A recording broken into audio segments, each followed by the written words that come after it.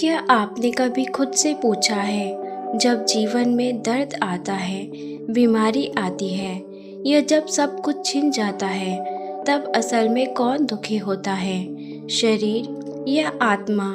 ये सवाल साधारण नहीं है। यही सवाल आत्मबोध की राह खोलता है।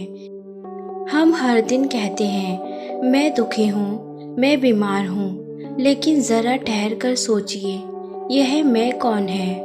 क्या यह शरीर है जो थक जाता है, टूट जाता है, एक दिन मिट्टी में मिल जाता है, या यह आत्मा है जो कभी नष्ट नहीं होती, जिसे आग जला नहीं सकती, पानी डुबो नहीं सकता, समय बूढ़ा नहीं कर सकता?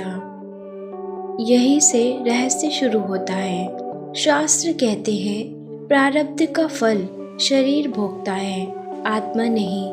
जब बीमारी आती है तो शरीर कांपता है, जब भूख लगती है तो पेट तड़पता है, जब अपमान होता है तो मन अशांत हो जाता है, लेकिन आत्मा तो सिर्फ देख रही होती है। जैसे साफ आकाश को बादल ढक ले पर आकाश कभी गंदा नहीं होता, वैसे ही आत्मा कभी दूषित नहीं होती। एक कैदी को देखिए, उसके चारों ओर जेल की दीवारें हैं, मगर उसके भीतर सोचने और मुस्कुराने की आज़ादी कोई नहीं छीन सकता। शरीर कैद खाना है और प्रारब्ध उसकी दीवारें, मगर आत्मा हमेशा स्वतंत्र है। शायद यही वजह है महापुरुष सबसे बड़े रोगों में भी शांत रहते हैं। संत लोग गहरी पीड़ा में भी मुस्कुराते हैं, क्योंकि उन्होंने समझ लिया है, दर्द शरीर को है, मुझे नहीं। यहीं से असली मोड़ आता है। प्रारब्ध को कोई रोक नहीं सकता। जो बीज बोया है उसका फल मिलेगा ही, लेकिन फर्क सिर्फ इतना है कि हम उसे किस तरह जीते हैं। अगर हम खुद को सिर्फ शरीर माने तो हर तीर हमें घायल कर देगा, लेकिन अगर हम आत्मा मान ले तो वही तीर हमें छूकर गुजर जाएगा। एक संत ने किसी से पूछा, गुरुदेव, आपके रोग इतने बढ़ गए हैं, क्या बहुत कष्ट होता है?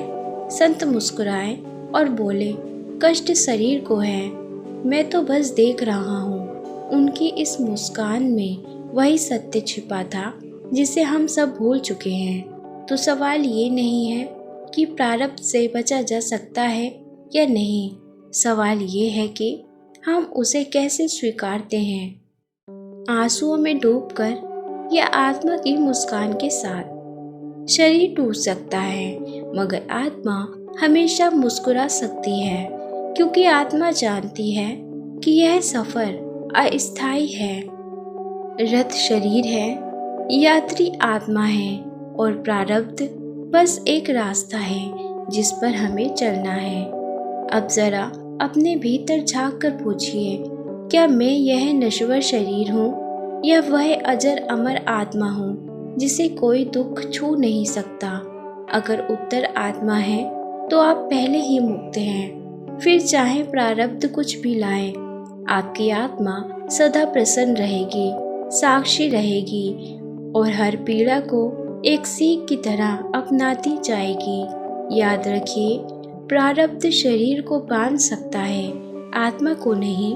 आत्मा तो सदा स्वतंत्र है और उसकी स्वतंत्रता का बोध ही असली मुक्ति है।